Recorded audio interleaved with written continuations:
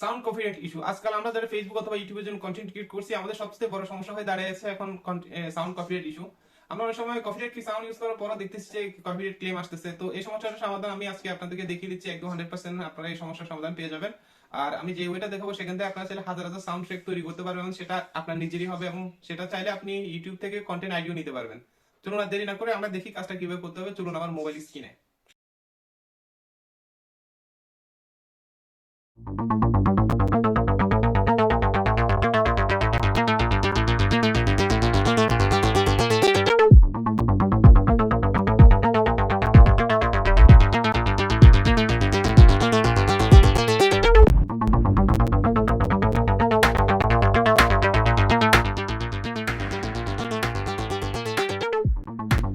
খুবই সিম্পল একটা বিষয়। এখানে অনেক ধরনের মিউজিক ইনস্ট্রুমেন্ট দেওয়া আছে, আপনার এটাতে ক্লিক করলে সেই সাউন্ডগুলো বাজতে থাকবে, আপনি আপনাদের মতো কম্পোজিশন করে নেবেন। আমরা এখন যে প্যাকটা ইউজ করছি, প্যাকটার নাম হচ্ছে ম্যাসিভ ব্যাস। এরকম হাজার না, বেশ কয়েকটা প্যাকেজ আছে, সেখান থেকে আপনারা হাজার হাজার রকমের সাউন্ড ক্রিয়েট করতে পারবেন। তো এখন উপরে যে দেখতে পাচ্ছেন রেকর্ড, আমি সেটাও দেখাবো, কিন্তু ভিডিওটা লং হয়ে যাবে, সেটাও দেখাবো।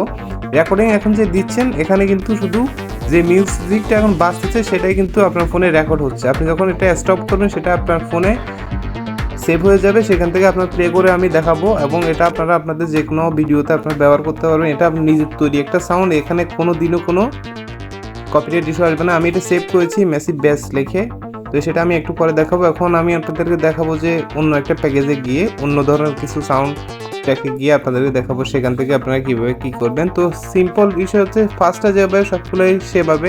এখানে অনেক ধরনের সাউন্ড মনে করেন যে প্যাকেজ আছে, আপনারা যেটা আপনাদের ভালো লাগে সেখান থেকে একটা দিবেন। তো এখন আমরা যেটা সিলেক্ট করছি, এটা হচ্ছে পিওর ব্যাস।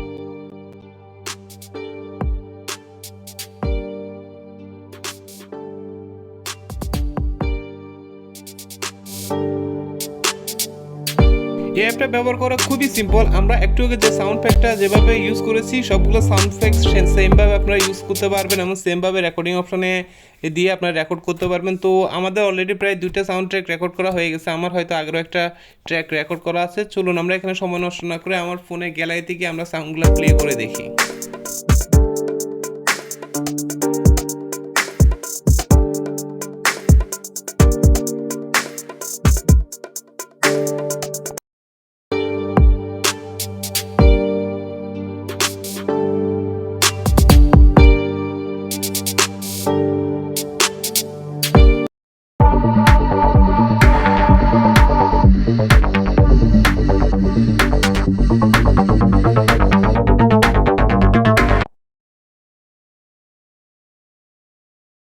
তো এখন আপনাদেরকে অ্যাপসটির সাথে পরিচয় করিয়ে দিই। সেটার জন্য আপনারা চলে যান প্লে স্টোরে যাওয়ার পর আপনারা সেখানে টাইপ করবেন রিমিক্স লাইভ লিখলে আপনারা অ্যাপসটি পেয়ে যাবেন। এটা সম্পূর্ণ ফ্রি।